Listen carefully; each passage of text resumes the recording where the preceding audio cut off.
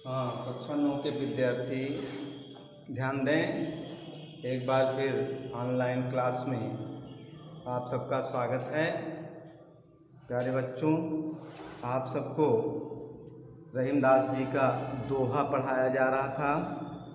तो आज हम देखेंगे दोहा नंबर 5 है। कह रहीम संपत सगे बनत बहुत बहुरीत, विपत्ति कसौटी जे कसे ते ही सांचे मीत। यहीं से हम शुरू करेंगे और 3 दोहा लेंगे। तो प्यारे बच्चों, प्रकरण हमारा रहीम के दोहे हैं। शब्द संकेत में हमने लिख दिया है कि कहाँ से कहाँ तक हम पढ़ाएंगे। तो कह रहीम संपत सगे से लेकर के दीन बंधु सम होय, यानी जो रहीम दीन लखें दीन बंधु सम होय तक। तो इसका शब्दार्थ है सगे माने स्वजन, रीत माने परंपरा, विपत्ति माने विपत्ति कसौटी माने विपत्ति की परीक्षा, तेज माने वह माने बहना, तज माने त्याग कर, मीनन माने मछली, नीर माने जल, तव माने तब, छोह माने प्रेम, दीन माने गरीब, सबन माने सभी, लखत हैं देखते हैं। लखय माने के पास दृष्टि रखना, दीन बंधु माने ईश्वर, सम माने समान, होय माने होते हैं। और संदर्भ प्यारे बच्चों आपको पहले बताया गया था, तो संदर्भ उसी तरह से रहेगा जैसे पहले और कल हमने लिखाया था। प्रसंग में तो 5वें दोहे का प्रसंग है, कवि सच्चे मित्र का लक्षण बताया है। और 6वां जो दोहा है उसमें कवि मछली के माध्यम से सच्चे प्रेम के स्वरूप का वर्णन किया है। 7वें में कवि मनुष्यों से दीन बंधुओं की सहायता करने वाले को ईश्वर बताया है। और काव्य सौंदर्य पूरे हम आपको बताए थे कि जितना भी रहीमदास जी का दोहा है उसमें भाषा ब्रज भाषा है, शैली मुक्तक शैली है, रस शांत रस है, और छंद दोहा छंद है, गुण प्रसाद गुण है, अलंकार आप जो है 5वें में देखेंगे अनुप्रास और रूपक अलंकार है, 6वें में केवल अनुप्रास है, और 7वें में जहाँ दीन बंधु सम हुए हैं तो दीन बंधु में उपमा अलंकार है। तो हम अब व्याख्या करेंगे, आप लोग ध्यानपूर्वक देखें और सुने।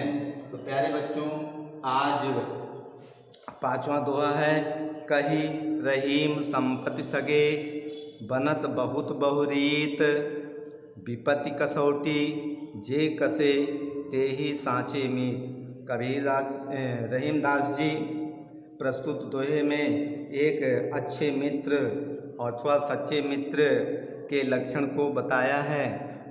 क्या बताया है आगे देखें। कविवर रहीमदास जी कहते हैं कि कही रहीम संपत्ति यानी दौलत, अगर आपके पास दौलत है, धन है, रुपया पैसा है तो बनत बहुत बहुरीत, तो अनेकों लोग आपके सगे संबंधी बन जाएंगे, मित्र बन जाएंगे।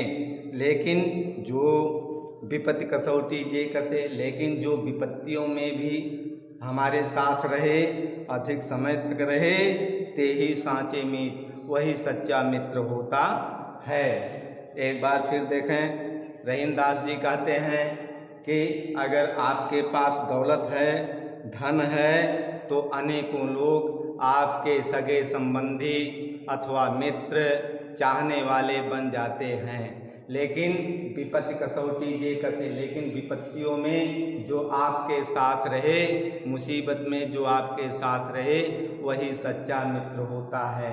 वैसे भी इसका एक भाव साम्य है संस्कृत में, गुहम न गुहति गुणान प्रकटीकरोत्, आपत गतम जहात ददाति काले, सन मित्र लक्षण प्रविदंत संता। यानी सज्जनों ने संतों ने बताया है कि गुहम न गुहत यानी जो बुरे कर्मों से हमें बचाता है, गुणान प्रकटी करो, और हमारे छोटे से तिनके से गुण को प्रदर्शित करता है, दिखाता है, आपदगतम और विपत्ति के आने पर जहादि ददाति काले, जो अधिक समय तक साथ देता है रहता है वो सोई सांचे में, यानी वही सच्चा मित्र होता है, ऐसा सज्जनों ने भी बताया है। अगला है जाल परे जल जात बही तज मीनन को मोह रहीमन मछली नीर को तऊ न छाड़त छोह। अब देखें इसमें एक सच्चे प्रेम के स्वरूप का वर्णन किया गया है। सच्चे स्वरूप का क्या है, प्रेम का स्वरूप कैसे होना चाहिए।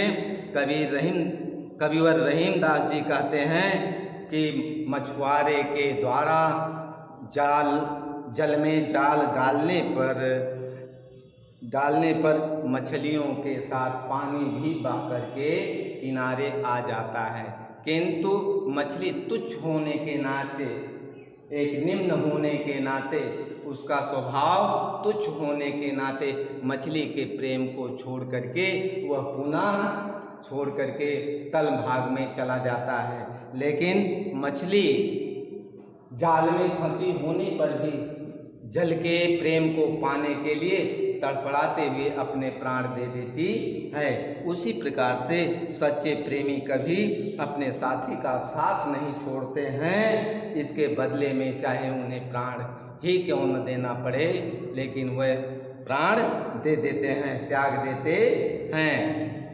एक बार फिर देखें, रहीम दास जी कहते हैं कि मछुआरों के द्वारा जल में जाल डाले जाने पर मछलियों के साथ पानी भी बह करके किनारे आ जाता है, किंतु तुच्छता के कारण वह मछली के प्रेम को छोड़ करके फिर बह जाता है अथवा प्रेम को छोड़ देता है। लेकिन मछली तब भी जल के प्रेम को पाने के लिए उसमें तड़फड़ाती रहती है। जल का साथ छूटने पर वो अपने प्राण त्याग देती है।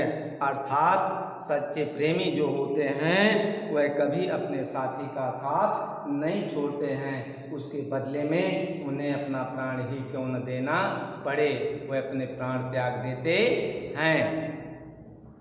तो इस प्रकार से जाल परे जल जात बही, यानी मछुआरों के द्वारा जल में जाल डाले जाने पर तजमीनन को मोह, मछली जो है, पानी जो है मछली के प्रेम को छोड़ करके बह जाता है।